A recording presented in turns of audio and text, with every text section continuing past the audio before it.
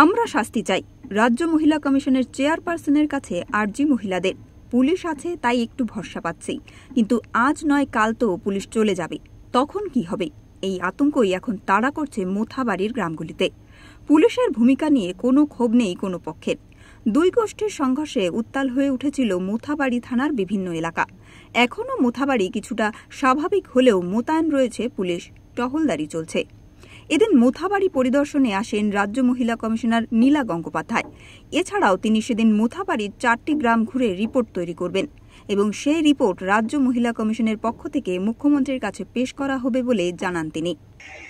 দেখুন, ঘুরে দেখলাম সমস্যা তো খানিকটা আছে এবং সেটা দু তরফেরই সমস্যা আছে। আমরা সব জায়গাগুলি ঘুরে দেখেছি।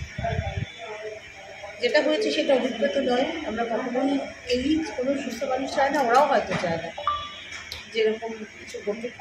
তবে আমার ধারণা খানিকটা গুজব এবং একটু কি বলবো উস্কানিমূলক কথাবার্তা এর জন্য খানিকটা দায়ী, আরও বেশি সমস্যাটা হয়েছে।